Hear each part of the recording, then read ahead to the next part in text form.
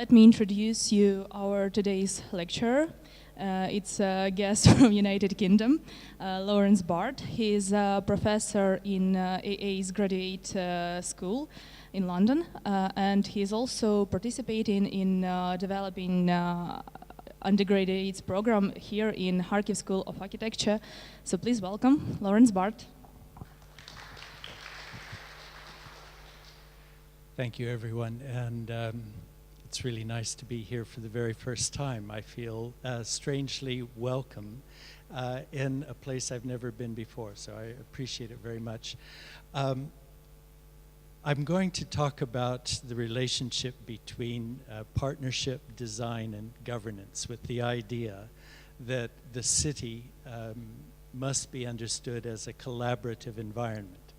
And this speaks very much to the way that we teach in the program where I am a professor in the graduate school at the Architectural Association. And so I want to open up a discussion that is a little bit about some of the changes that have been taking place in the way in which cities look at their challenges of governance in relation to urban transformation, and how we think in our program we might want to teach in relation to that challenge. And in some ways the starting point comes from a sort of subtle disagreement that I have with something that is happening in Moscow today. And that is the focus that government has asked Strelka to take in relation to designing regulations for best neighborhoods. And the idea is, as I understand it, and it was discussing with people at Strelka, the idea is that there isn't enough knowledge around the country about what makes a good neighborhood. So architects should gather together best practice from around the world and try to clarify in all different kinds of cities, in all different sorts of situations, many different conditions across Russia, what would make a good neighborhood if they were thinking about the next step for each of these cities to take, and then trying to turn that into a series of guidelines. Now, I'm very nervous about guidelines because, from my point of view, the guidance should, in a way, come from the actors themselves in collaboration with one another. And the process that the city should take responsibility for shepherding. Does that term make any sense here? When shepherds, sort of take care of subjects, they're acting in a way in the capacity of supporting action on the part of their subjects. Now, it seems to me that if we focus on guidelines, then we're removing that role of government to really ask the question, what are the people really wanting to do? Instead, we have a pre-given idea about what would make a good neighborhood. So in some ways, the background to this talk is to think about, if we were wanting to produce a governance and a city that was about collaboration and that was about partnership from the bottom up, how would we begin to look at the role of architects and designers, expertise, and governance? I'm going to start with this image. This is obviously a skate park in Malmö. And this skate park, as you can see, has become quite a center of activity. And not that long ago, of course, one wouldn't have imagined a skate park to be at the center of a kind of idea of what makes a brilliant neighborhood. In fact, there's a funny history to this, to this particular project. And just to take it a bit further, what I'm wanting to show in a few of these images, because I just happened to be in Malmö just a couple of weeks ago, is that you can see it's kind of a center of what we would typically think of as neighborhood life. There's kids who are gathering, they're kind of hanging out and enjoying one another. Some of them are particularly good at skateboarding. And then there are things like this where, so I've got this tool, where you see a mother on skates with a pram, and you get the hint that this is right near some residential environments, and indeed it is. You know, just around the corner there's another park that's kind of like this. These things are being built together. But the starting point of this skate park was that about 15 years ago, in the center of Malmo, there were a lot of skateboarders starting to occupy the center of the city, and businesses and residents thought they were annoying. And so when they began to redevelop the Western Harbor a long way away from the center of the city, they said, let's get the skateboarders out of the center of the city and let's build them a place where they can go. And so if we sort of, you can see that skate park. And this was a picture I took about 4 years ago. The area is developing a lot now, but the skate park was already in long before many other things. So they sort of said, okay, you skaters, you go somewhere else. Now, another part of the story that is kind of interesting is that when the city made the decision, okay, let's build a skate park, and then maybe these troubling children will go somewhere else, the city said, so, do you know how to build a skate park? They asked one another. And everybody said, no, I have no idea. And they said, well, do we know anybody who builds them? No, we don't know. They said, do you suppose we should ask the skaters? We could try. So they asked the skaters, and the skaters said, oh, yeah, we know who the designers are. We know who all the top designers are. We know who the contractors are internationally that you should speak to. And so what it was an example of a kind of emerging expertise in relation to a previous expertise. Everybody sort of thought they knew what should make a good central city environment, and it didn't include skaters. And everybody sort of thought they knew that what all the important construction techniques and landscape design techniques would be. But in fact, there was another community that was emerging, and the point of this is that it's not so much a battle between expertise versus the citizen. It's an awareness of emerging expertise and the capacity of government to evolve in awareness that they have to cultivate new kinds of leadership. So the skating community took a very strong role in beginning to clarify the nature of recreational activity in this new part of Malmo's Western Harbor. So Malmo's Western Harbor is a very major project for redeveloping what had been some of the largest shipbuilding facilities in the world until the industry entirely collapsed in Malmo. Now, do you all know where Malmo is? Is it? Okay, so Malmo is at the southwestern corner of Sweden, and it's entirely isolated, you might say, from the rest of Sweden. So there it is. It's this little port city that had been a major world player in shipbuilding until all of a sudden the core industry just collapsed in the wake of competition with Asian shipbuilding. And so almost overnight, they lost all of their core industries. And Malmo as a city had to then start thinking about what they would do to re-envision a city that no longer had their core industry and all of the ancillary or sort of corollary component industries that were associated with shipbuilding. Now, the first thing they did then was to ask the question, if we were going to put new kinds of housing in an area that was formerly portlands and shipbuilding, what should it look like? They said, I don't know.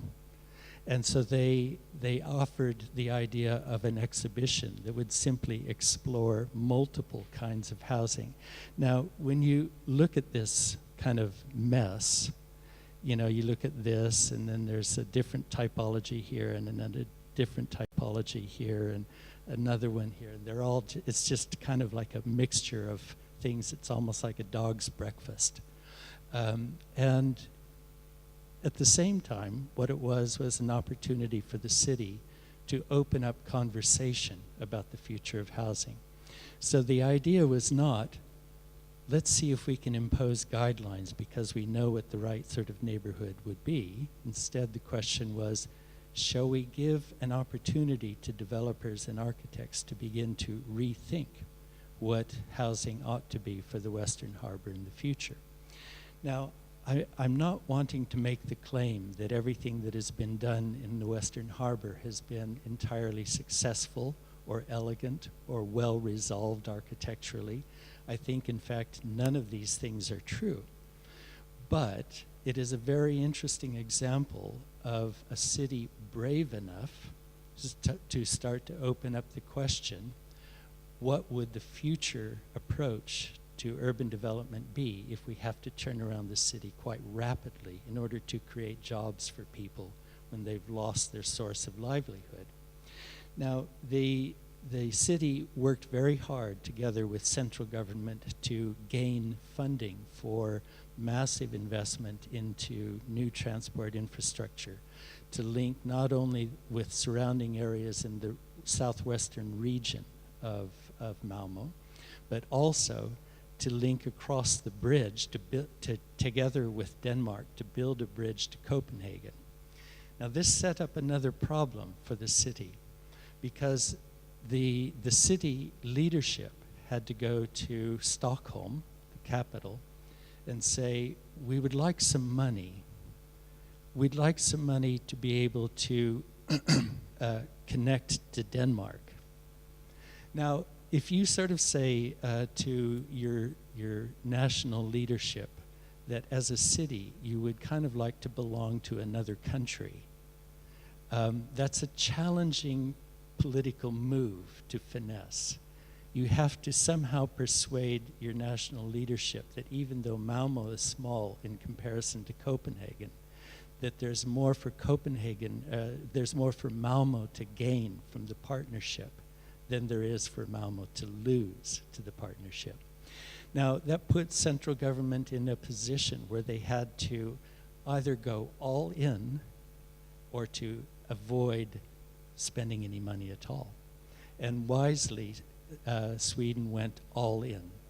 And they supported Malmö in transport infrastructure, in educational infrastructure, in funding on the arts, and in new development. They supported all of those things in such a way that Malmö as a city was able to say to many of the companies that had been located there, we understand that we're losing your manufacturing, but could we keep your knowledge components here?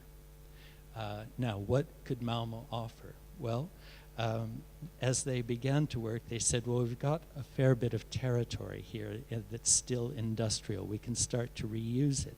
So we can, sorry, I went too far. They built a new innovation center right next to older structures, and they began to link these so that they would have an incubator for new businesses, and then they built another incubator.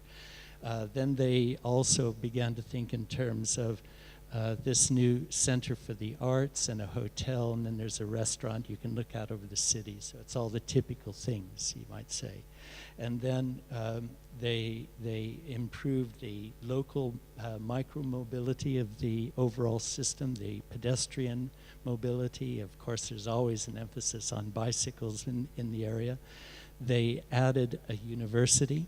And a lot of the buildings around here are university buildings, and they put new business centers next to the university. And as they went along, they also put in, of course, what looks like fairly predictable housing for the for northern European kinds of cities. You see this in Hamburg, you see it all over the Baltic. But it's successful, and it began to attract young professionals into the area. And this enabled them to begin to keep businesses and to think about how they would begin to design new kinds of squares that would link businesses and residential environments. So they've got quite a bit of their new tech industries located here. But they also will see that in the background. I've just been in the other pictures, I was standing on the other side of that building. Coming into the square, you see that you've got housing here and you've got families, so they're juxtaposing new residential environments and office buildings. Now, each of these things then is being thought about in terms of asking the question through the formation of partnerships. Partnerships between business and the city, partnerships between multiple developers looking for, let's say, consistent and coherent ways to develop different kinds of housing, building up a capacity on the part of many different developers to look for new kinds of housing, and overall to begin to establish what we might think of as a sort of broadened understanding of what it means to live in Malmö as part of a major metropolitan region that is connected not only to Lund, which is another southwestern kind of knowledge city, southwestern Swedish knowledge city, but across the channel to Copenhagen as part of a much bigger metropolitan region. So it goes from being part of a city of almost 1 million for the metropolitan region as a whole to something that's much more like a metropolitan region of 4 million connected to Copenhagen. And then there are plans for both of them to link more effectively in the future to Hamburg to try to create a region of 8 million.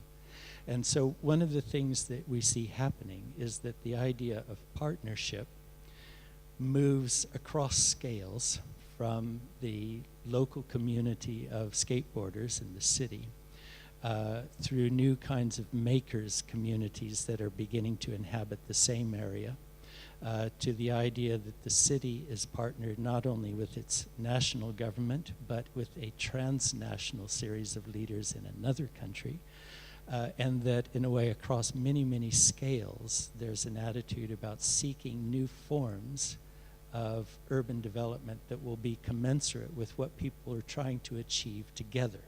So it's a notion of a kind of collaborative practice. Now, when one talks to the leadership in Nordic cities, then they will say, well, we're developing a new kind of planning, and they call it value planning. They say we start by asking the question, what do people value? And so I began with the idea that there was a sort of dispute about value. Some people want quiet areas with no skateboarders. Other people want the opportunity to develop a rich community life around skateboarding and recreation. Interestingly, what we're seeing emerge there is a differentiated city that offers opportunities for the emergence of a great range of values. But the point is that the city is taking it as their responsibility to cultivate the question, what is it that we value? And there will be many different answers. So the point is that it's about finding that plurality of positions and then supporting those and making room for emerging leadership and emerging expertise. Now, I'm going to now switch to something that works in a very different way, and I'm not terribly happy about the way it works, which is doubly embarrassing because I was involved with it. So I'm now going to take you to Singapore. Now, many of you will have seen this image. It, appeared in the press a number of times, and it's an image very elegant, very beautiful to look at. But it was the image of a model that was produced by a state client in Singapore for a 200-hectare knowledge environment called One North. And I was responsible for the urban strategy for that together with Zaha Hadid. And so we planned the 200 hectares according to a kind of formalist logic that would allow Singapore to think differently about what a science park could be. Now, before I trash our work altogether, I would like to talk a little bit about what we were trying to achieve and to what extent we might have been successful. If you ask the question, how does a science park work? A science park works on the basis that you say people come together in a science park to enjoy, effective, efficient, convenient access to all the things that growing businesses need. Space, power, talent. By power, I mean like electricity and computing capacity and so on.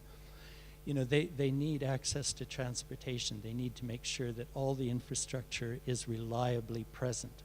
And so throughout Asia, of course, science parks have been a way of kind of circumventing the weaknesses of basic government and providing the kinds of environments that businesses need.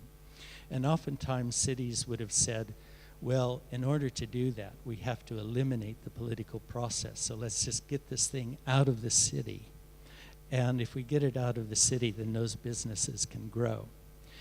And around in the 1990s, a lot of countries began realizing they had been wasting a tremendous amount of money building science parks that didn't achieve very much for the amount that was spent.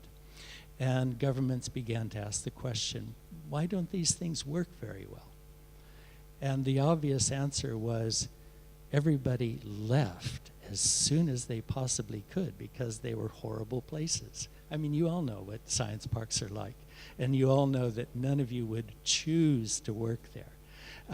And so the Singaporean government said, you know what, we have to change our thinking. We have to take advantage of the fact that people want to be in cities where they can connect up with others and discuss possibilities, form partnerships, decide how their businesses ought to grow in collaboration with others. And so when they wrote the brief for architects to begin thinking about what should happen at One North, there was one line in it that really caught my attention. Most of the time they say, of course, we want the most talented biologists on Earth to come work here, or the most talented IT people on Earth to come here. They took that for granted. What they said is, we want this to be a place where someone will meet their future spouse at work here.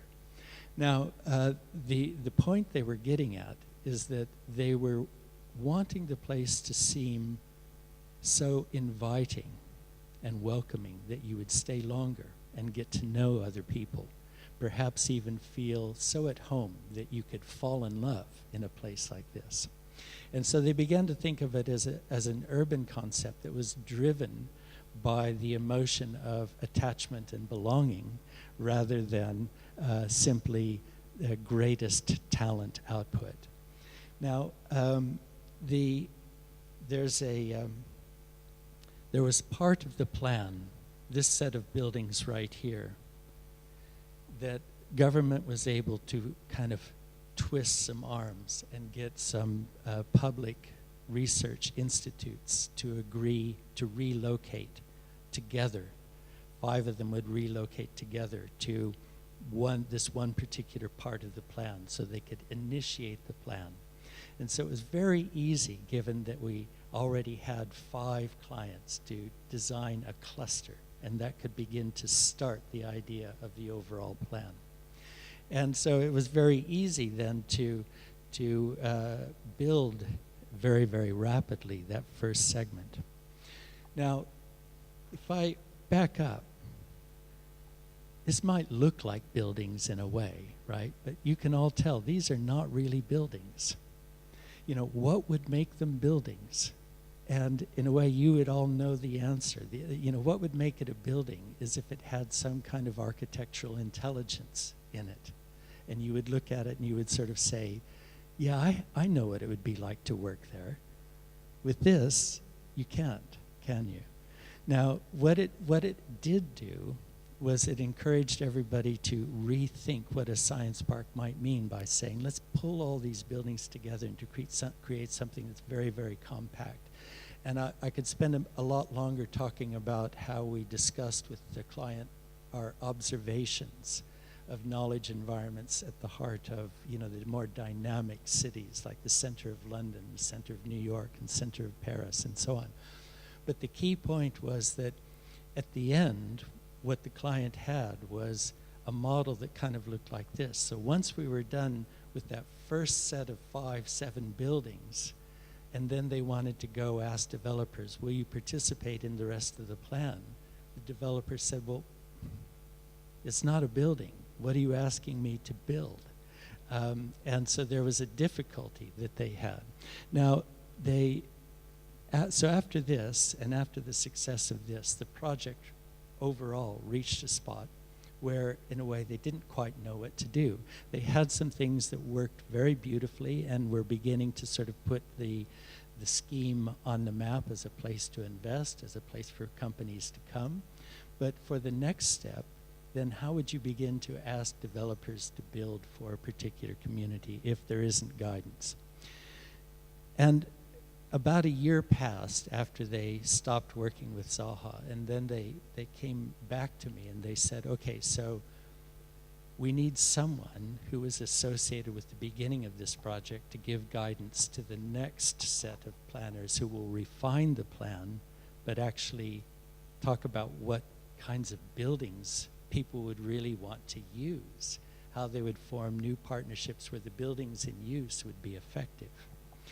And they said, would you mind working with Gensler if we hired Gensler?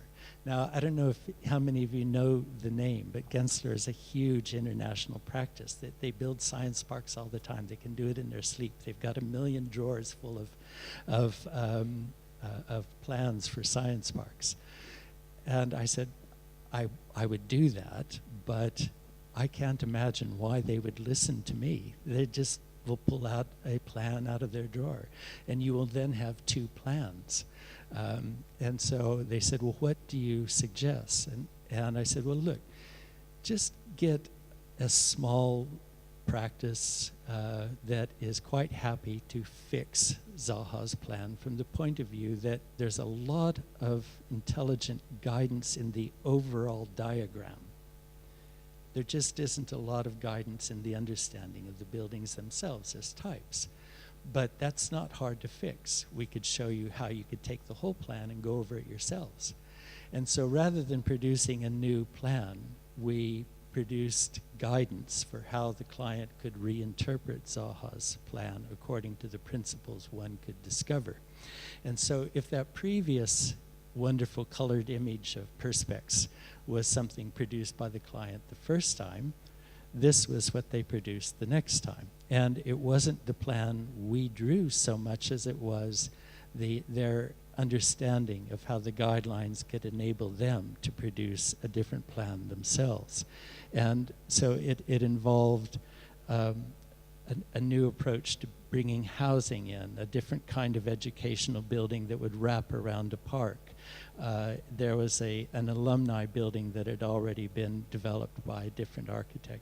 And as one went through it, each of the buildings sort of had a starting logic that was more or less understood within the field. You know, different kinds of office space, different kinds of educational space, but which had an understandable logic that could begin to pull in possible stakeholders and lead to the emergence of future partnerships. Now, today, the building pushes ahead, and it's becoming a much more attractive kind of environment than one would expect for a science park. Building is pushing on a pace, but the thing that is I find really nice about it, and to some extent it has come full circle and started to work, is that it is really becoming embedded in the life of the city. And we now, one of the things that I was always saying to the client at the time was that if the time horizon for 200-hectare knowledge environment, say, maybe about 20 years, 25 years, that's the time in which a small child will begin to learn about possible avenues of career development or their interests as a young person finding new opportunities of what they want to participate in. It's the time frame in which they will decide what they study at university and start to look for careers. What you want to think about is the way in which a science environment is simultaneously a living environment that begins to shape what it is that young people might really take advantage of in their city over a 20-year period. Okay, so if this was a kind of partially successful, partially failed understanding of how you plan for partnership, it forced me and my colleagues in our program to start to think more about what kinds of projects and what ways of teaching we would want our students to be involved in. And so I'm going to show you a few of our student thesis projects now and to kind of clarify a little bit about what we're trying to get them to do. Now, if you can kind of see that in the previous project, there's an idea that central city living expands a little bit and it takes advantage of new waves of investment. Now this is because the basic understanding of the knowledge economy is one in which we all have to be interconnected with people upstream and downstream in our value chain. The knowledge economy is one that depends upon us being aware of new developments in the technologies that feed into our business and the possible applications that we might put those technologies to by understanding very widely varied needs on the part of our downstream partners or final consumers. So the knowledge economy then is one in which even the production of the most basic things is changing so rapidly that all businesses have to remain quite people-oriented, if I can use that kind of simplistic term. But one of the effects of that is that central city environments become extremely important for people as places to work and as places to live. And we could go through lots of examples of how this is transforming London. But in this particular instance, one of our students wanted to look at one of the UK's cities that is possibly a little bit more like Kharkiv. It's like Kharkiv, but with like a really bad central city environment. You know, you have many more attractions and lovely spaces in the center of Kharkiv than did Birmingham a few years ago. But the interesting point was that when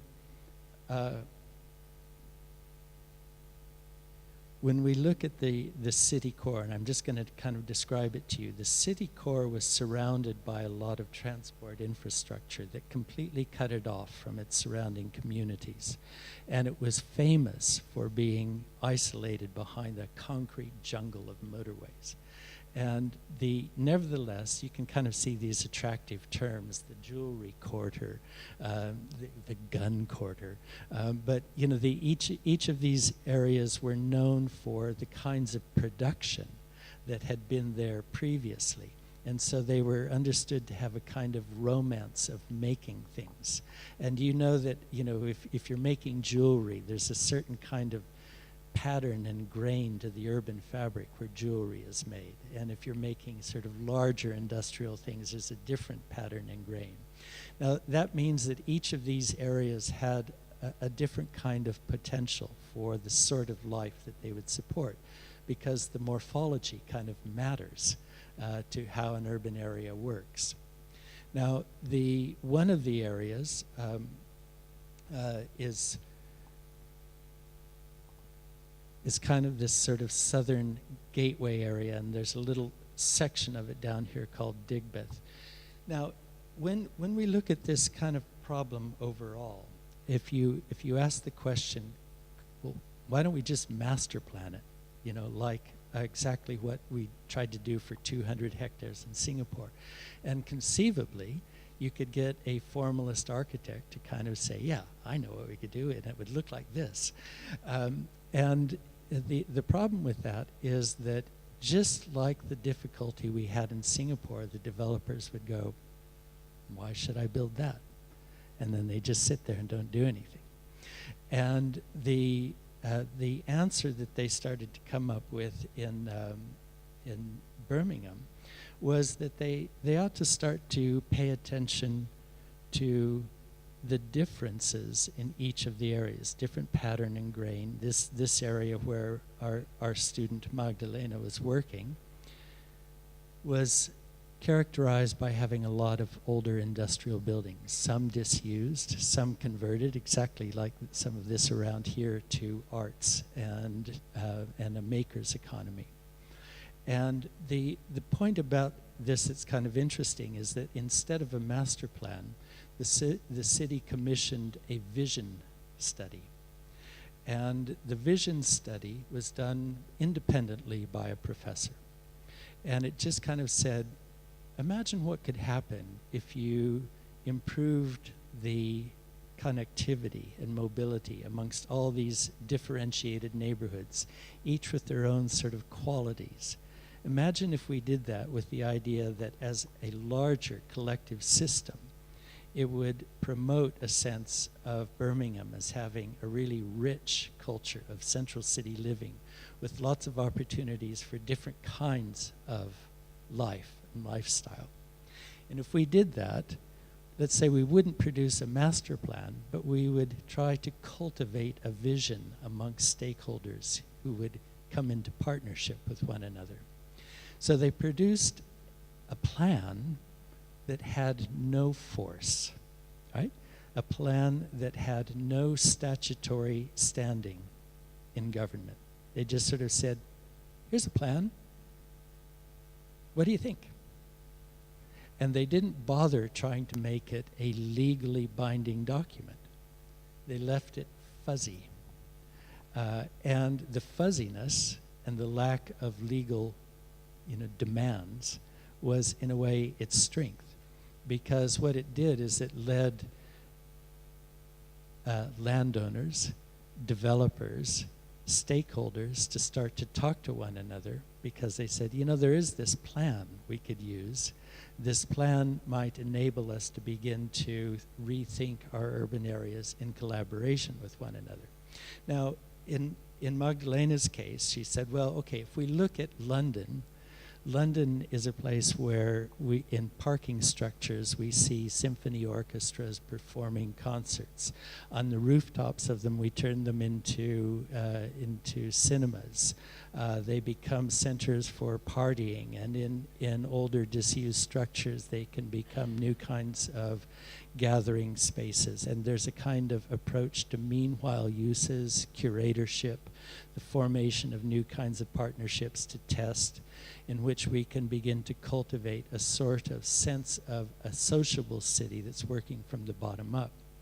And it might begin to support some of these new kinds of makers' economies that require the kind of pattern and grain that we often see in places like the jewelry corridor or these disused industrial environments.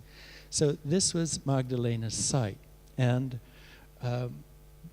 in here, this is the Faisley Studios, and it was a fairly well-known, not terribly high value, but fairly well-known arts center, and a bit of making going on. And it was attached to this awkwardly shaped and relatively disused warehouse. And so Magdalena's starting point was, well, why don't we accept that that's not a very good building site, but it could be a really interesting kind of place to redevelop as something that would pull community together, almost as though it was an indoor park.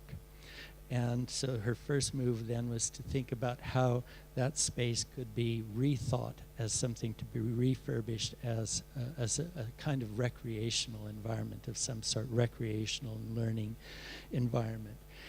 But it raised the question, well, what sort of residents would come to live there that could bring activity to that? So then the challenge was beginning to find an approach to the housing that would be the complement to a vision for the interior of the warehouse that was like this. Now, she began to work with the idea that if you really want to start to build housing that pulls people of many different kinds of, let's say, household standing, but who want to lead a sort of committed, shared lifestyle together, we would look at some of the experiments we might find in Vienna. And in Vienna, this is a very nice example of a project that has got a kind of, it's a kind of deepened floor plate. Oops, sorry. A deepened floor plate that allows one to put a bike store on the ground floor. There's an architect's office, there's a cafe. There's a lot of elements that begin to tie the building together into something that works interactively very well with the city around.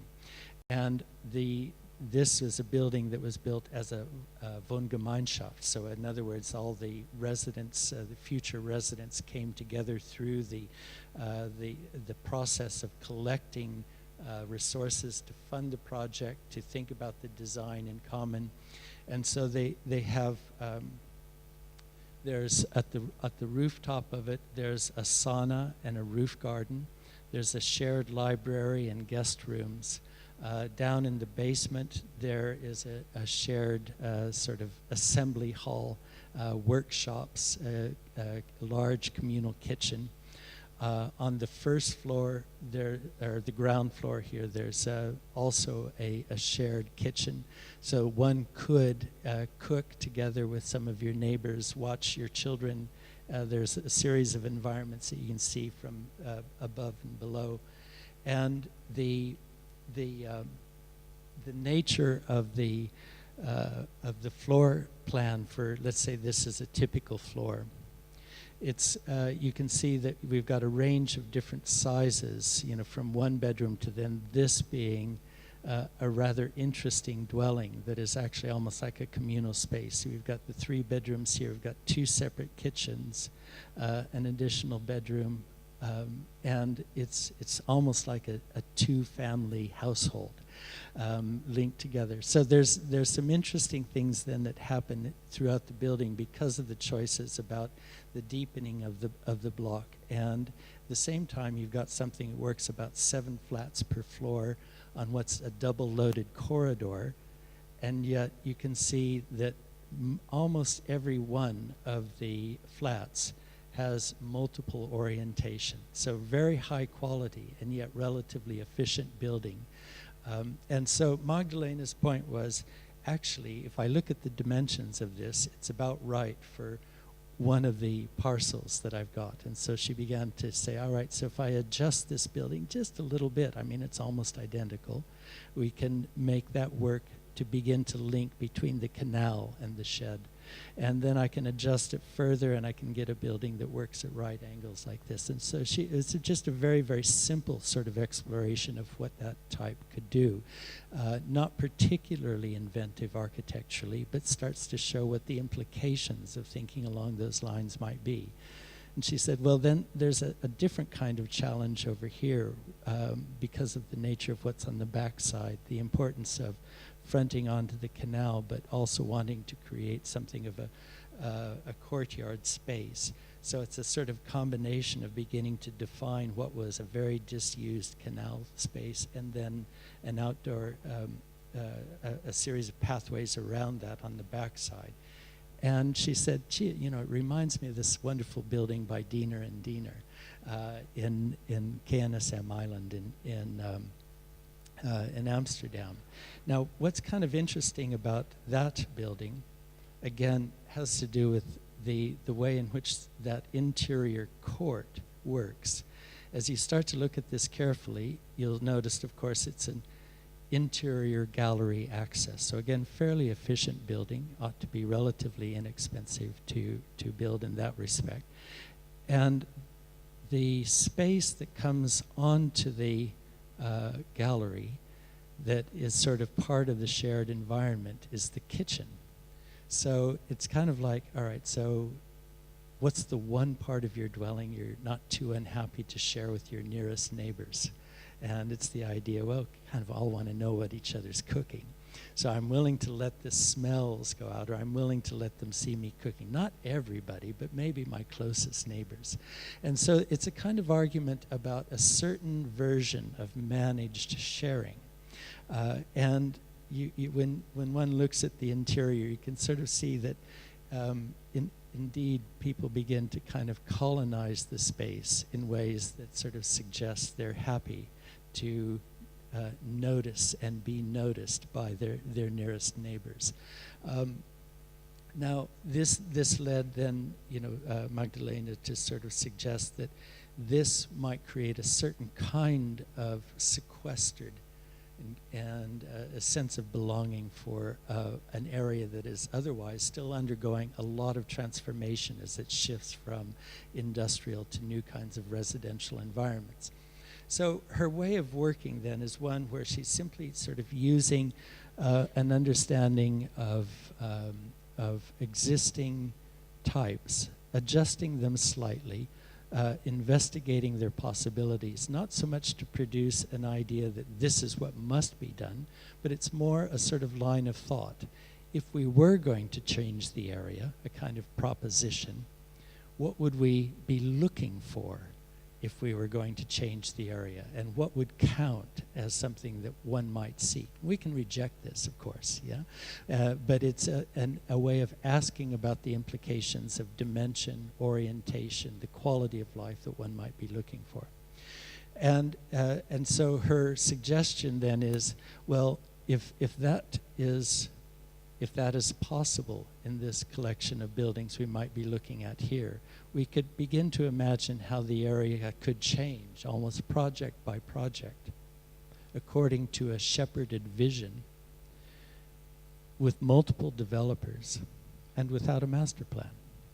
And so in a way it's an encouragement to begin to think in terms of the government taking a role that is slightly different than the issuance of established and standardized guidelines, and instead takes a role in promoting a conversation amongst interested stakeholders.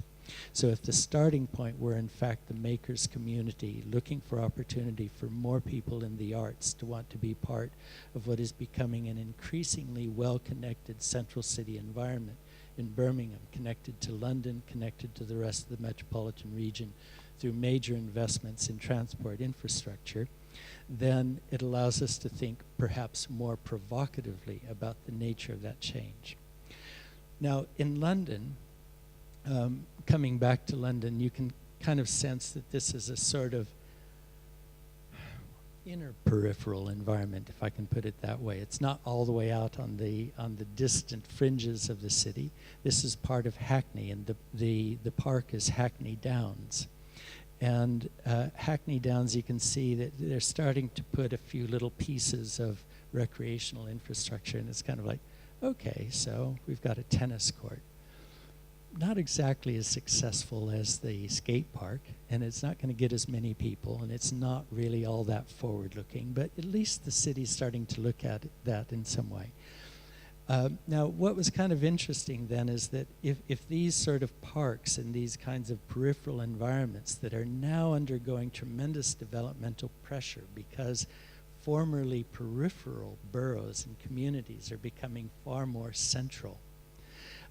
Now, if under these conditions, what does government typically do? Well, so they say, well, we like our nice empty parks, and all of us might say, I think we need to get more use out of that.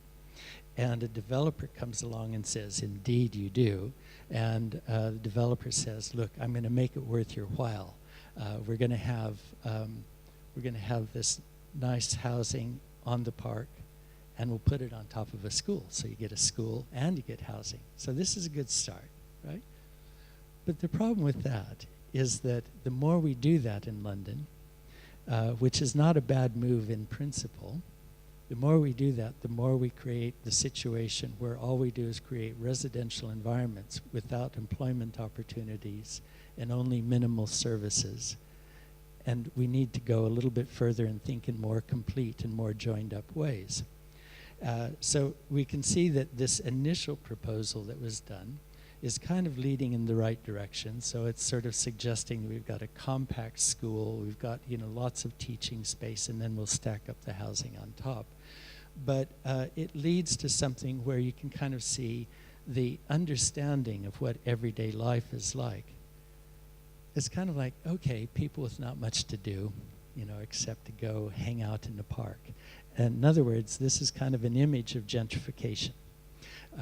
Or actually, gentrification is the wrong term, actually, but what I mean by that is it's a kind of almost replacement model. We want different people in the community, is what this sort of suggests. So Celine Tosun, who's one of our students who finished recently, she said, let's take that basic idea and then let's start to ask the question, if instead of stacking the housing on top of the school and compromising in a way how the school works as a school, let's in fact link the school together with a sports center that makes more use of the park, attaches a library that could form a kind of crossover learning space for the school and for new businesses in the area. So we begin to cultivate a richer learning environment. Then if we say also one of the interesting points about this part of Hackney is that it has traditionally been a skills center in the maker's economy. It has a long tradition of furniture production, a long tradition of fashion. It has growing traditions of medical equipment and so on. It's emerging in the area. What if we accepted the idea that young people spend their days in this school might actually want additional training in, for example, fashion and fabrics and new materials, or in furniture making and furniture design, or in, and you can kind of get the idea. What if there are a series of associated buildings that had equipment for learning? What if those buildings also could form the starting point for a partnership with the city that would enable spaces to emerge for emerging businesses that would build on those skills? And let's look at this crossover then as forming the foundations again, where it's in a way, it's an innovation center where a different kind of family living is being proposed. So the starting point is, again, let's ask the question of what would be the implications of starting to work with various trends and to seek new kinds of partnerships. Now, she deliberately chose very, very plain buildings, just incredibly mundane, just simple rectangles with the understanding that, in a sense, the first thing you would want to do was to say it was the simplest of all possible things to build. And to show that the sheer understanding of dimension starts to create an opportunity for multiple actors to think about how they would use the space on their own. And so there is nothing sort of terribly sophisticated about it from the point of view of a really complex architecture. In fact, it was making the claim that an incredibly simple architecture could lead to very rich and complex working environments, working and living environments. And so she spent her time instead starting to rethink some of the aspects of school organization that might be commensurate with more crossover functions between the school and the surrounding community, how they could have different nighttime uses than daytime uses and so on. And the argument then turned to the sort of housing that could create the kinds of densities we would be looking for under these circumstances, but also be complicit with this sort of form. Now, I just kind of want to interject, because you're noticing, you know, there's this sort of back and forth between sort of expanded linear blocks with double-loaded corridors that are sort of eaten into, and then there's little courtyard buildings and then sort of relatively simple towers. Now, another sort of trend of some of our thinking has been, I'm going to have to sort of speed up here, I think, but has been to think about what some of the more complex buildings that are emerging. So, an example of one that we would start to look at is this one by Kees Christiansen Partners, or KCAP in the Netherlands.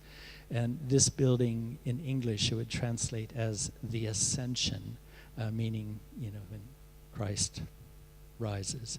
Now the opgang, as it's called, is a housing project that's built on a church. And this was, again, something that emerged because of partnership. It was a city councilor that had been asked by the local community, could you do something given all the pressures for redevelopment of our area, something that would enable us to retain our church? And they knew that, they didn't have a huge membership in their church. It's hard to justify keeping the church. But there was a community that was fairly committed to it and wanted to retain it. And so he then went to a developer and asked the developer to consider the possibility that there might be there might be a way to build a church that was, in a sense, the anchor of a new housing development.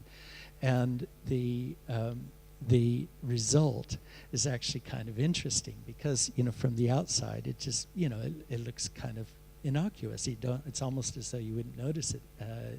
And then on the inside, it creates this, rich kind of environment where you might think, this could just as easily be a maker space or a concert center, and you can imagine different, approaches to the life of the building.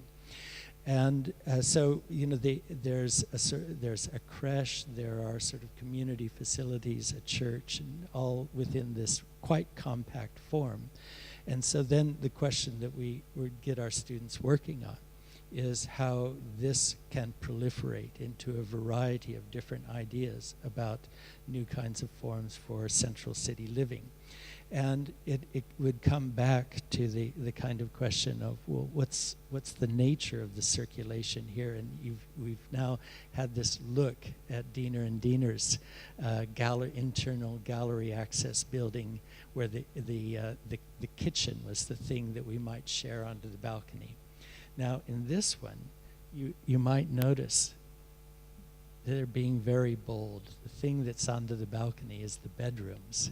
And, the first time I was looking at this, I was thinking, oh God, nobody's going to go for that. There you are, right above the church, and everything you do in the bedroom is immediately something that the entire neighborhood can hear. And then I thought, well, maybe that's just it. Maybe there's a sort of shared agreement about how we all share these spaces in this kind of partnership. Now, we're not saying that this is the final word in design, but it opens up a line of questioning. If we do want compact buildings organized on an interior gallery access, what are the right kinds of understanding of the way in which this would lead to a shared environment? And as far as I've been led to understand, the community is quite happy with their space, and it's been considered fairly successful as a new kind of environment. Now, it's 7:35, and I can stop here, or I can show you more projects. But I'd kind of leave it to all of you whether I should go on or we should turn it into something where we can discuss different ideas. But what's your pleasure? Continue? Okay.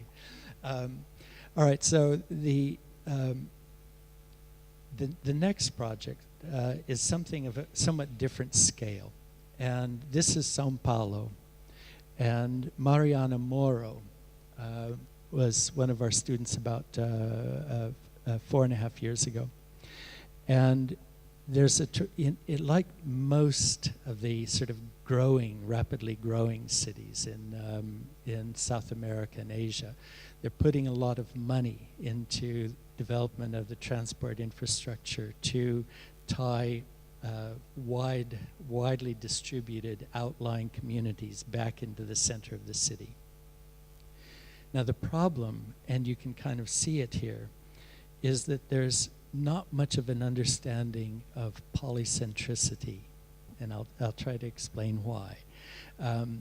Everything is related to the idea that we're going to have a station, a node, and a surrounding residential environment. And then all of the powerful economic activity is located in the center. And the peripheral area becomes a space of consumption. Now, Mariana's point of view about that was that this is exactly what has to change. So going from this sort of sense that there's a concentration at the middle and then all these radial lines that simply link outlying, usually relatively non-synergistic areas, linking them into the center, we have to go from this kind of model to something that works more like a grid or a network. So changing the idea of polycentricity means that when you build and you invest money in your major transport infrastructure, you simultaneously have to put a lot of effort into rethinking the planning system that will allow you to integrate urban territories more effectively around the idea that they have to become more productive. Now, each of these areas, of course, and you can see it happens in, in most growing cities that you would know, each area sort of takes on a kind of vocation of their own, commercial, educational, recreation, to the extent that they're anything other than just residential, they usually have a kind of, main reason for existing. Now, what Mariana was suggesting is that what they don't do is take full advantage of the synergies that can come from that kind of investment in a particular service orientation. So her chosen site was one where there was a certain amount of interest in promoting the educational facilities that were already there. But as you probably noticed, that rail line cut through the city in such a way that the rail line itself was a barrier to integration.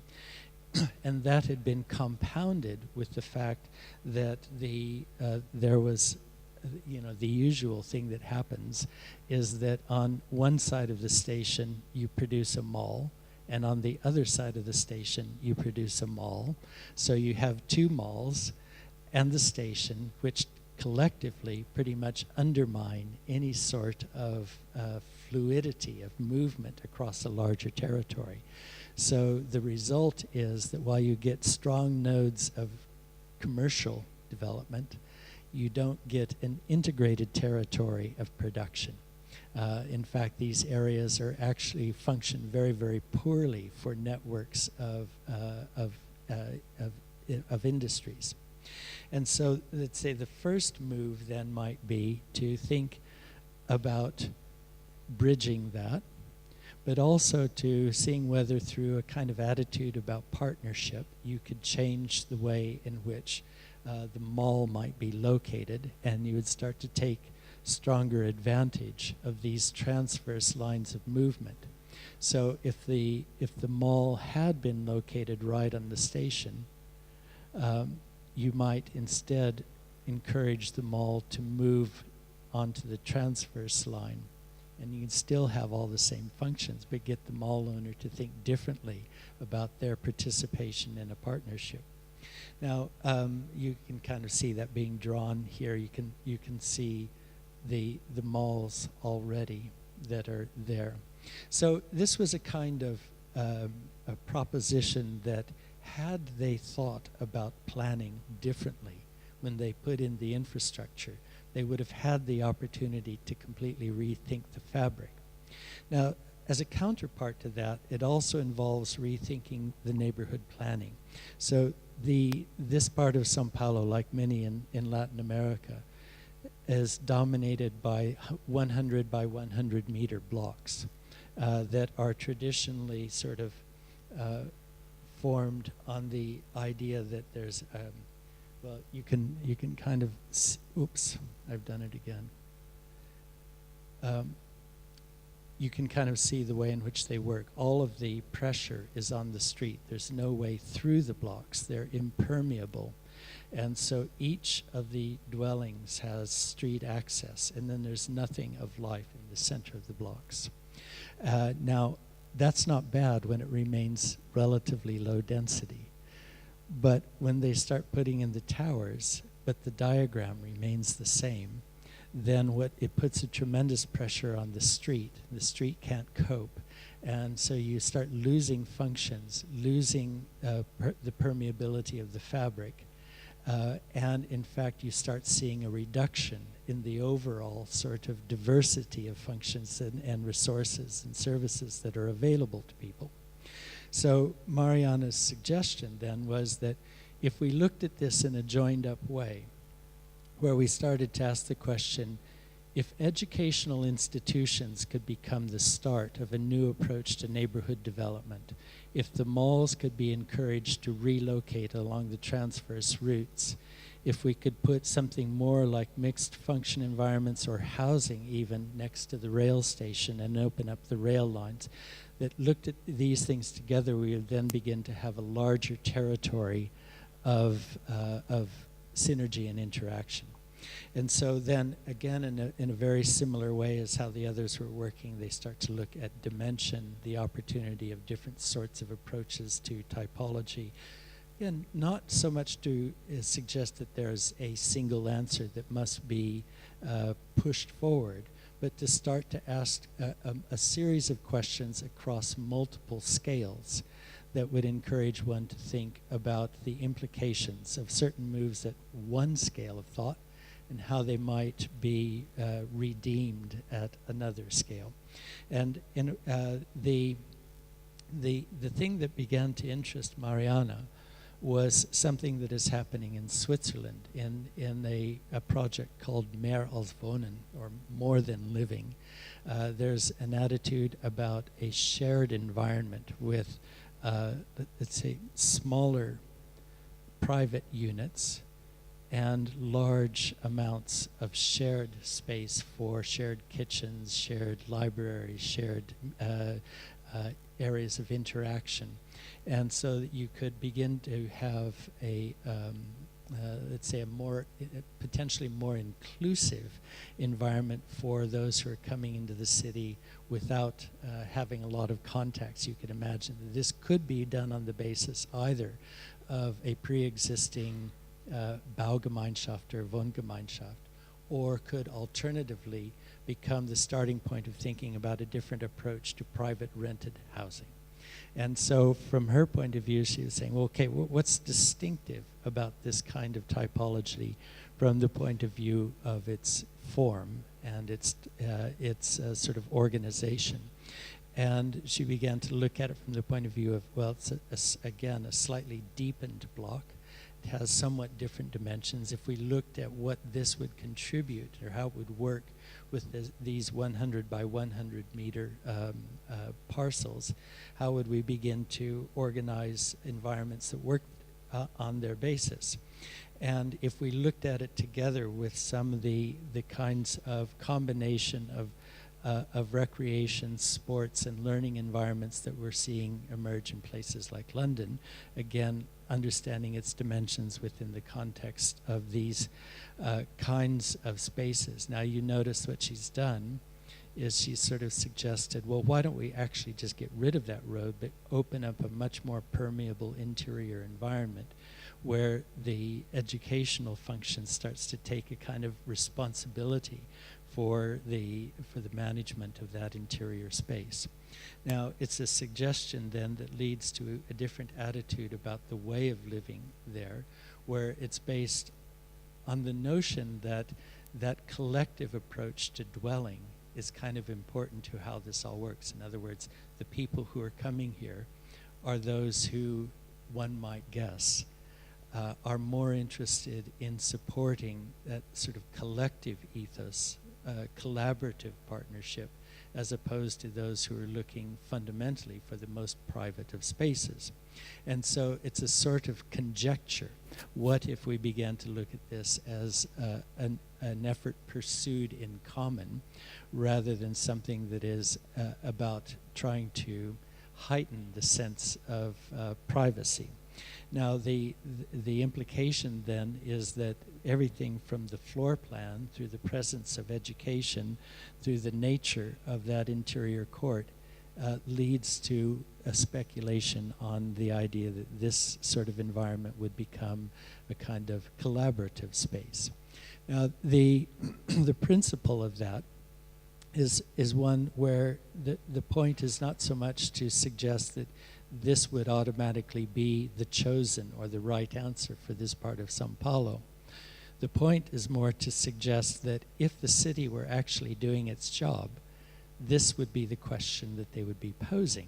What sort of values does the local community really have? And is the value one that is commensurate with the pattern of development that is happening as though by accident, simply on the basis of pre-existing legal and financial conditions? Or should the state take a role in beginning to promote a different line of thought that works independently of a regulatory apparatus and works instead by trying to promote the sort of cross-fertilization of points of view amongst multiple actors? Now, the part of the reason why we've sort of promoted this perspective in our program is that around 1999-2000 in France, they started passing a series of laws that transformed the way governance of urban development works in France. And these laws were oriented towards downplaying and ultimately trying to eliminate the focus on a regulatory apparatus on the part of the state, and instead to get the focus placed on the pursuit of agreement across jurisdictions.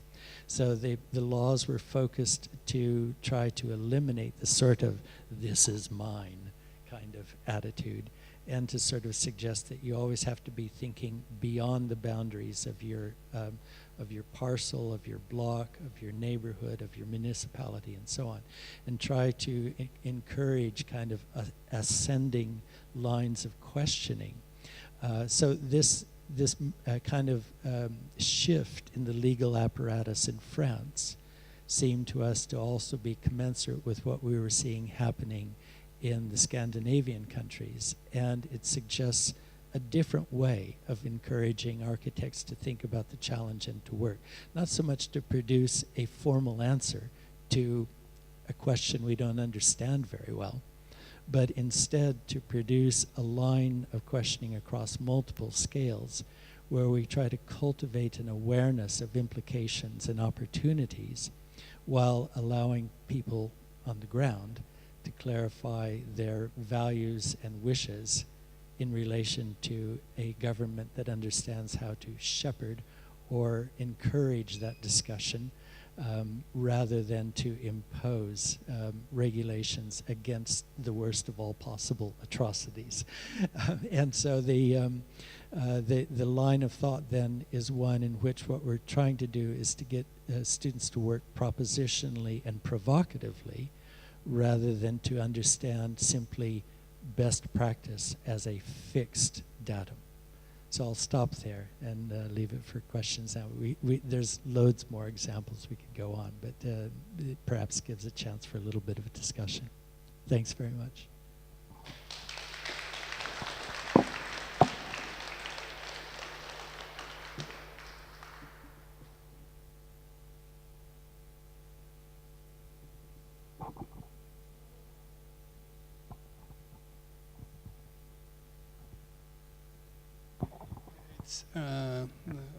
Thank you, Lawrence, for your very exciting lecture. And I want to ask, from your point, who is have to be driver of this negotiation for cooperation contract? Who have to initiate? And maybe second things, from I don't know, developers, sometimes from city side. It's also very complicated procedure, and sometimes, yeah. And I don't know, some kind of there's a changes happened after years of negotiation, of discussion, like in case of Berlin in 80s, and how these processes from point of timetable improved or not improved during maybe in cases what you showed during your presentation? Thank you.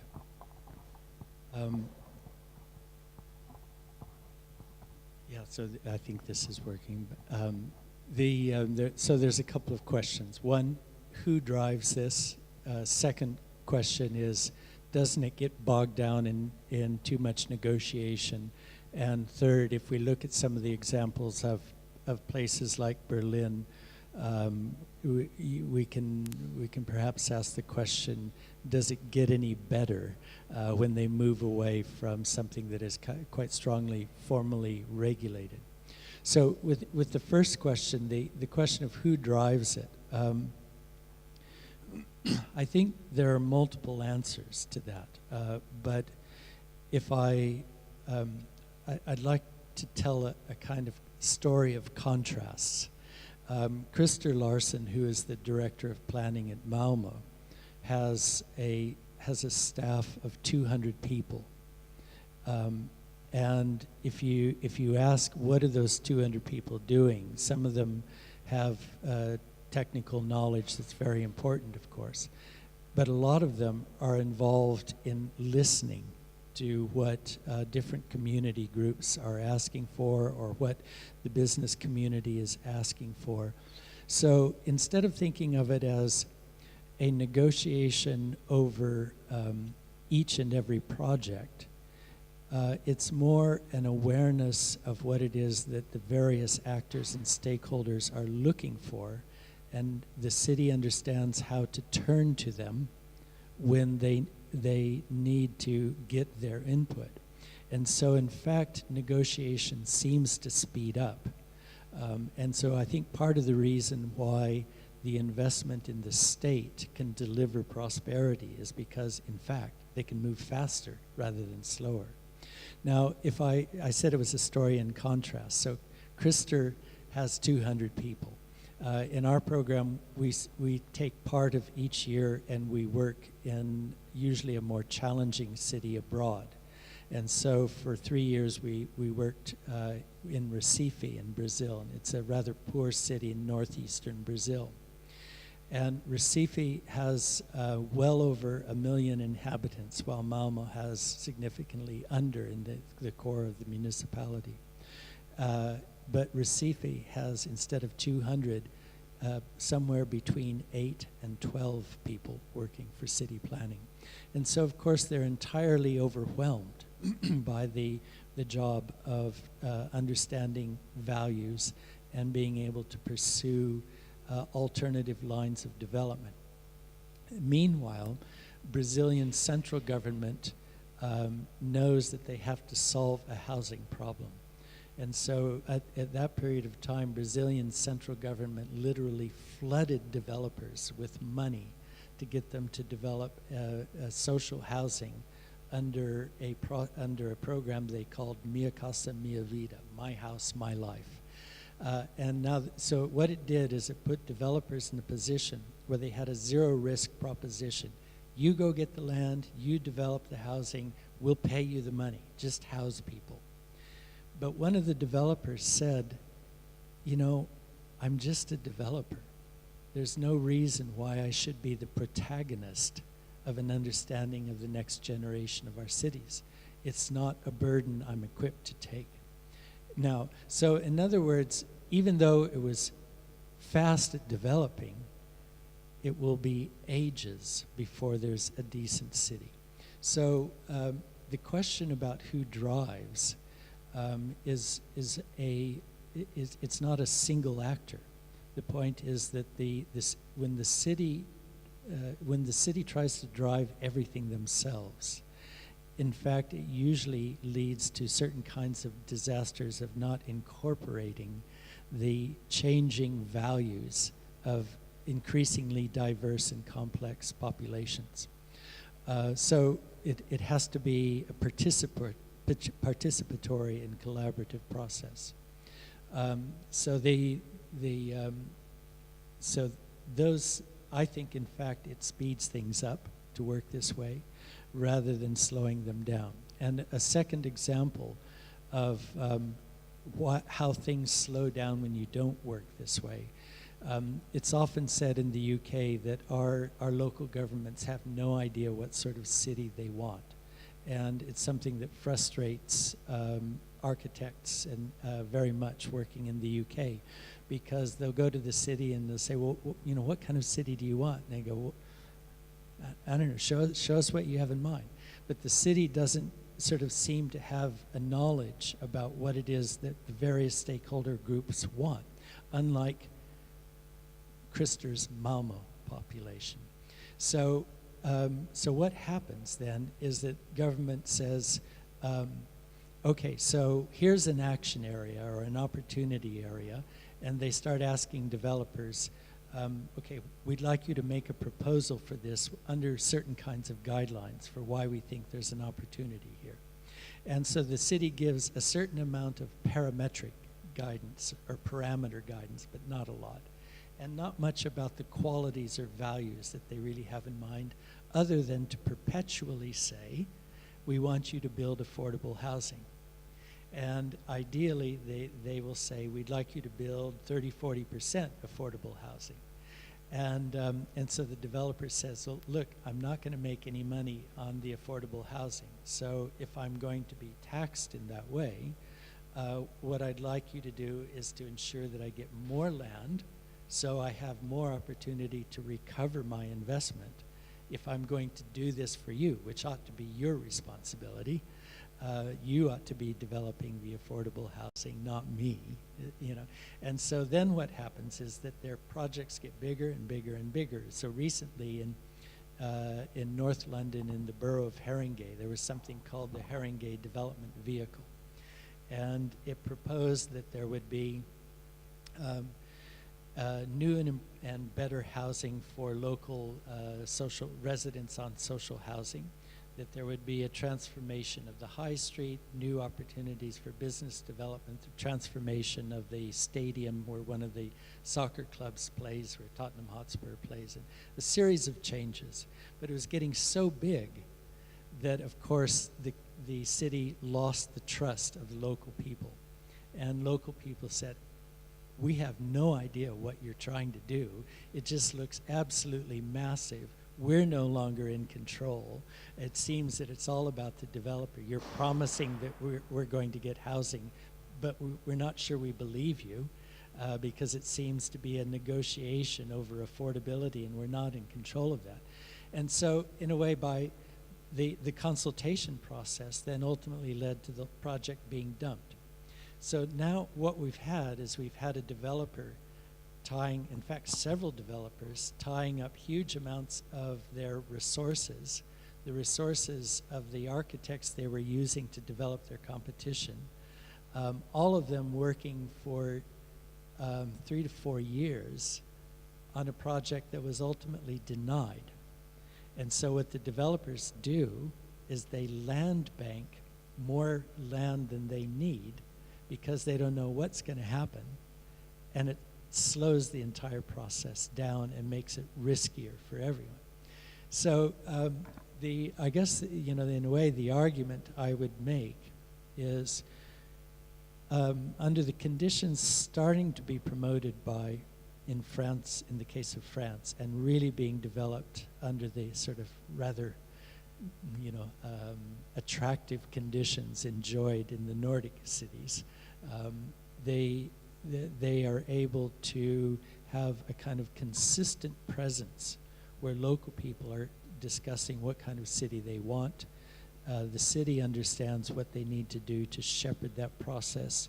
And in the case of Malmo, they completely transformed the city in the space of 2 decades.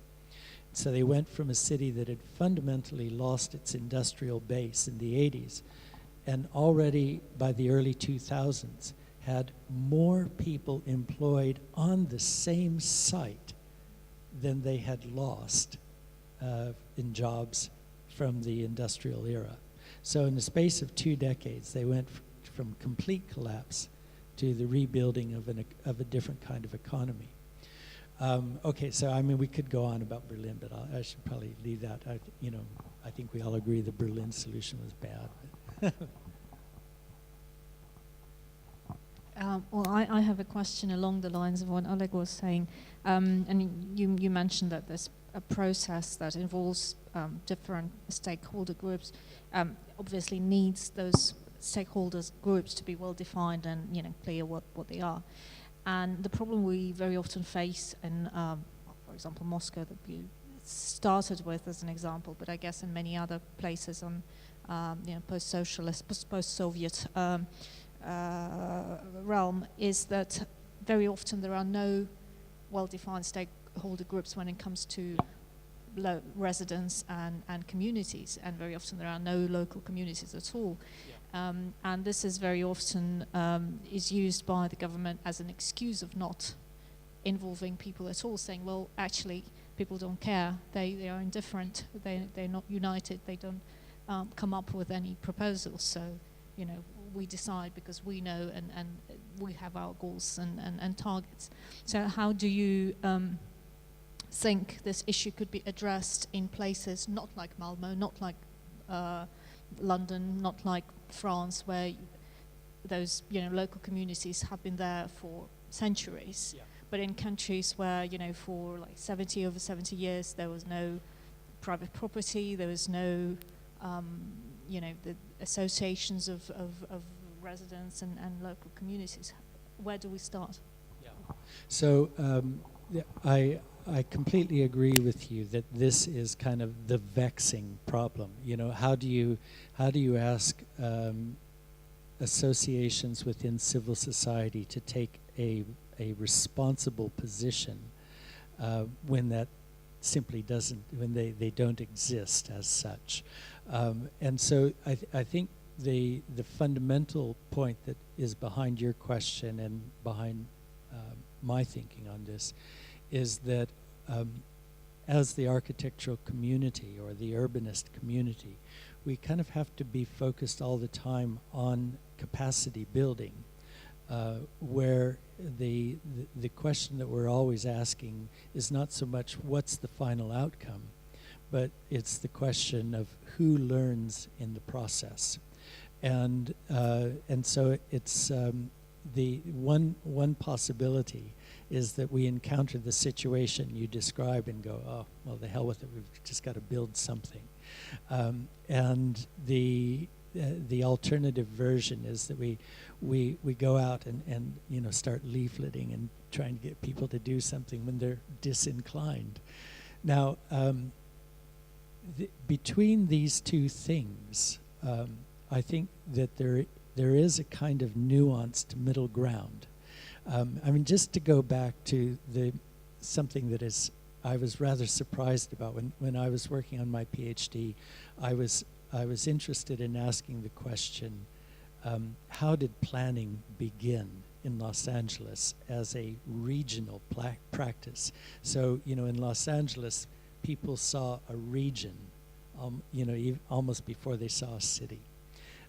And so when they began to develop regional planning and they finally formed a body in government with the capacity to plan, there was a first thing they did. And the first thing they did might surprise you. It wasn't a master plan or any sort of plan. In fact, it was a leaflet that they distributed, sort of saying to people, you know what? There's a new planning organization. Do you have any idea what you would like maybe pavements or sidewalks? And it was sort of naive to the point of being humorous when I look back on it and realize that having fought so hard for the capacity to plan, essentially they knew that it couldn't work without a population that would speak to the plan. Now,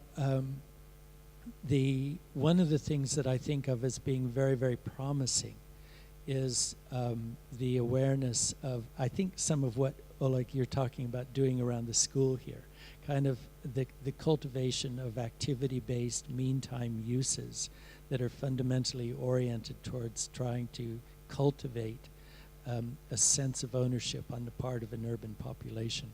So one of the things that we're noticing is really taking off in London is the fact that the city is becoming a multiply curated environment. That there's lots of meanwhile uses of pop-ups.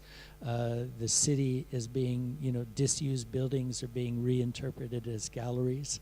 Most of my sort of colleagues in the arts are almost at the point of asking the question, other than for storage, what's the point of view of building a museum? I mean, just continually occupy disused spaces. So disused office building, in London there's a current case of a disused office building becoming an absolutely fabulous art gallery. It's, I think in some ways, the kinds of crossovers between governance, design, curation, and the opportunity for building relatively quick meanwhile uses to start to cultivate that sense of belonging or ownership or responsibility. Once it's up and running, in a way, then you start to create that civic environment that it seems that the Nordic cities can now take for granted. But I think what we agree is that's unusual around the world to have that luxury. It's got to be built.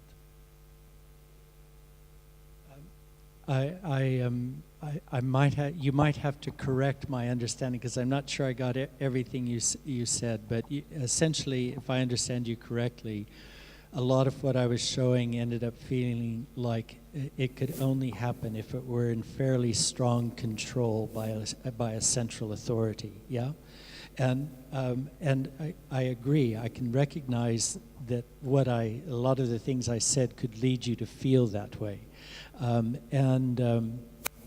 the point that I would make is that if we think back to Magdalena's project on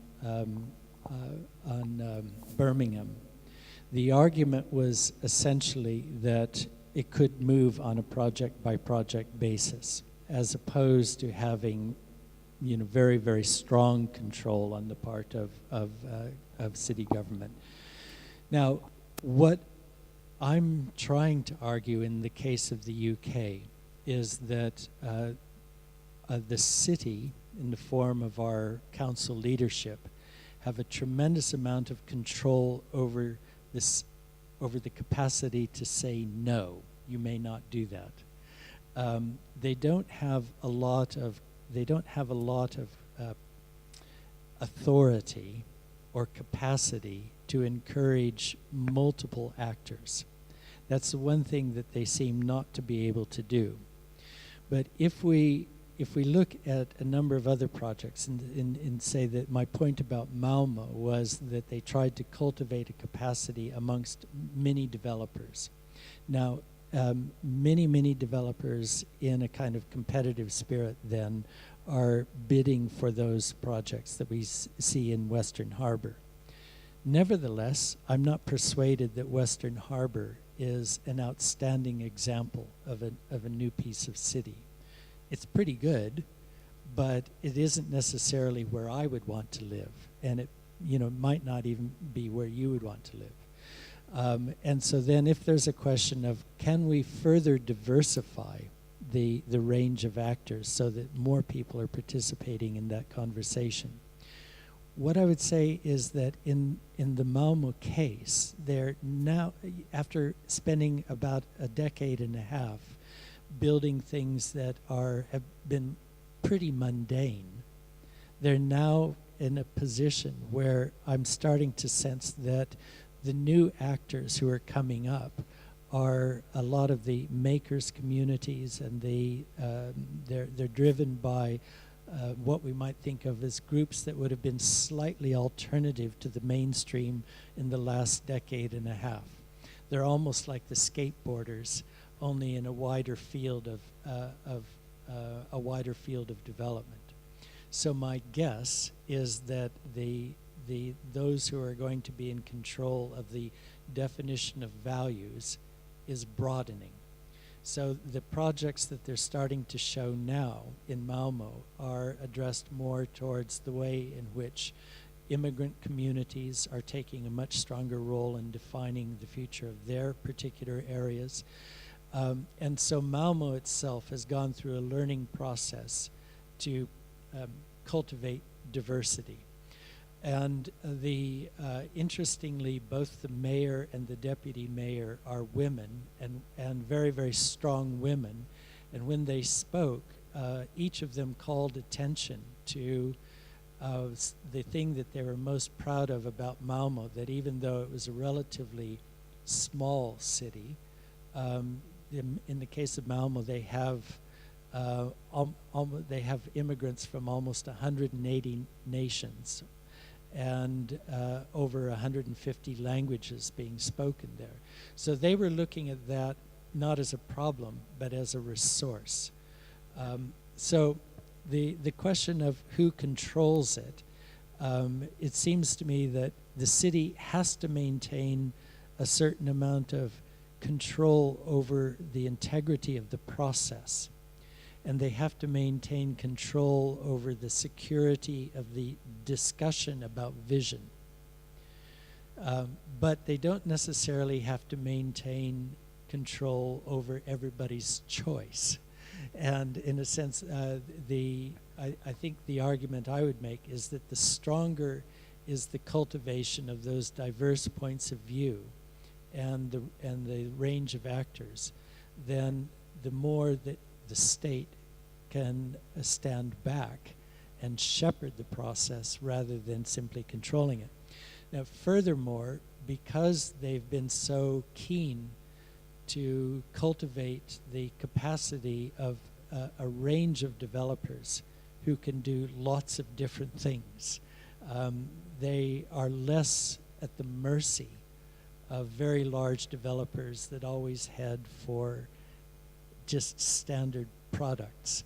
So in the UK, because the developers are so large, they always, very much like television channels, the more channels there are and the larger the organizations, the more mundane become the product.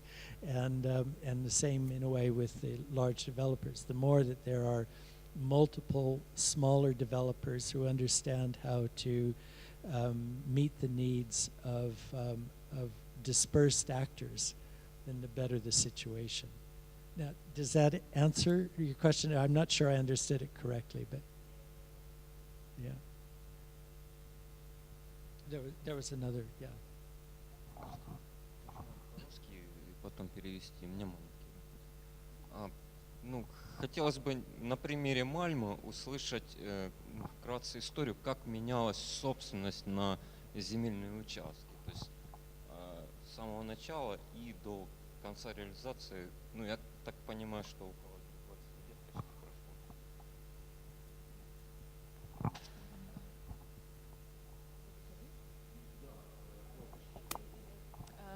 This man asked that how did the ownership on the site in Malmö changes during the construction. It was 20 years on. I don't know all the details about diversification of ownership. I know that because the port was municipally owned originally, or largely municipally owned, and the other major landholders were major companies. They had a relatively simple process of land assembly. But over time, I know that what they've done is to alienate land or to sell off land to smaller developers. They haven't retained control over everything, but they had a luxurious position at the beginning of it being very easy to pull land together under, in a sense, sort of a single vision of control. I suppose there's another project that many of you may know, Hafen City in Hamburg, where again, because it was port lands, the city was able to create a master developer corporation, of which the city was one of the main stakeholders. But in order to shield the development from the ups and downs of the political process, they created a corporation that was in a sense, the contracting authority for the development of a very large territory, 155 hectares. And so as that contracting authority, they can progressively alienate the land to individual smaller developers, and that's what they've been doing progressively. So they go from a situation of having very concentrated ownership to much more diversified ownership over time.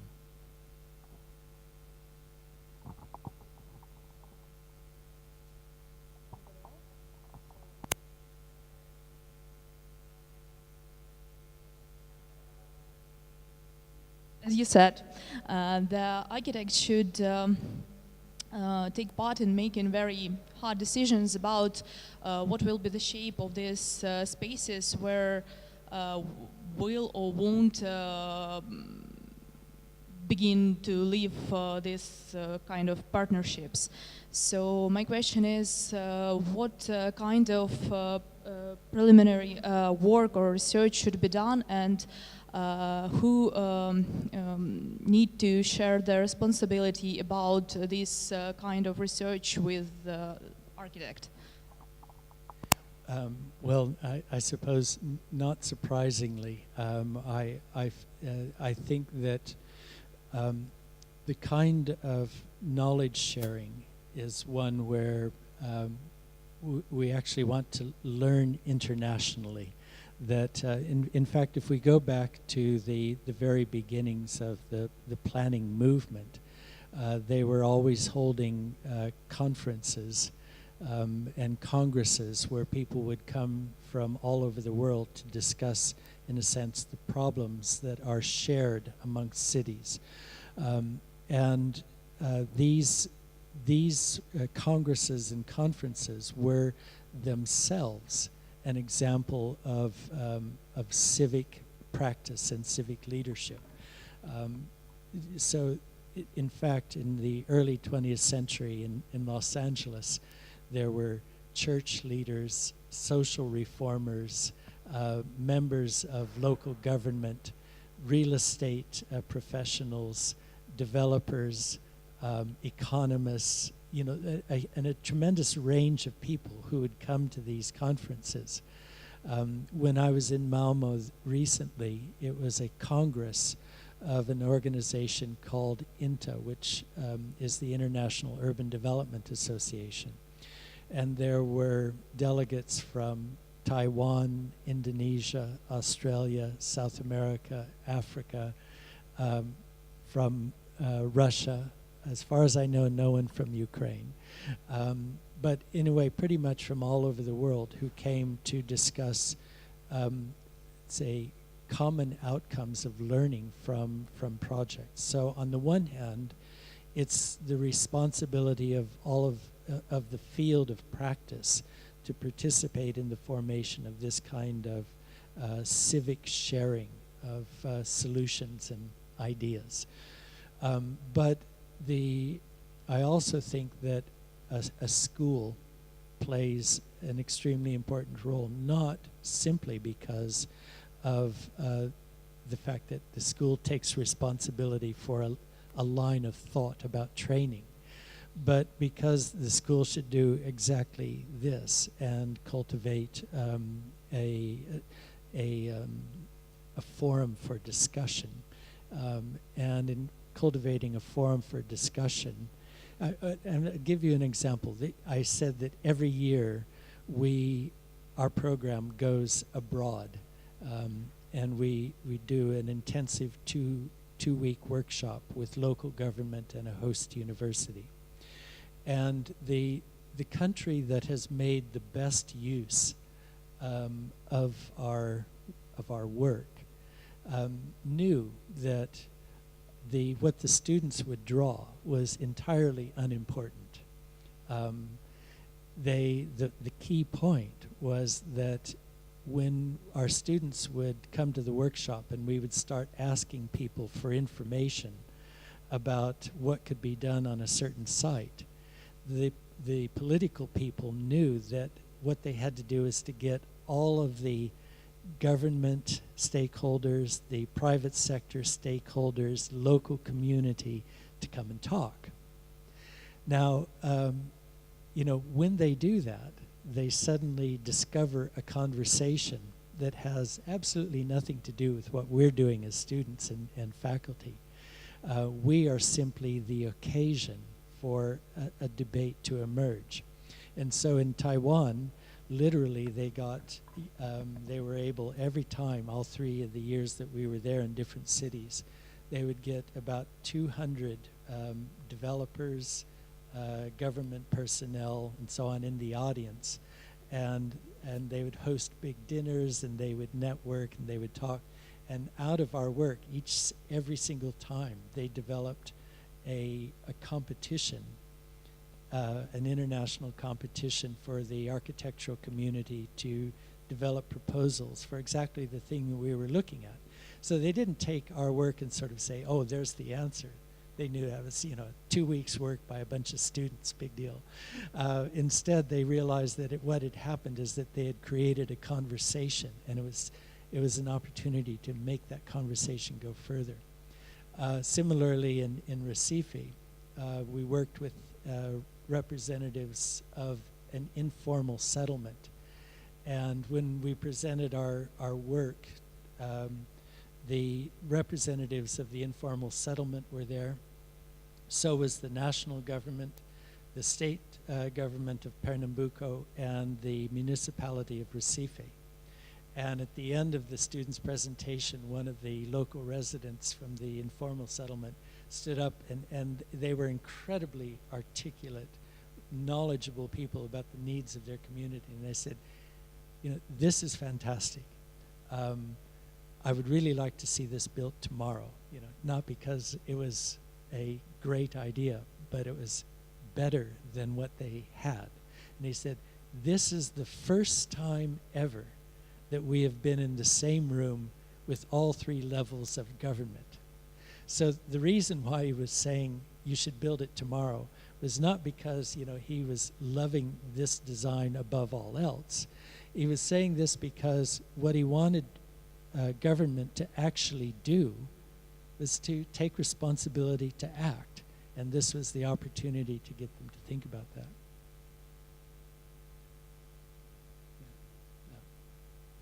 Thank you very much. It's been a pleasure.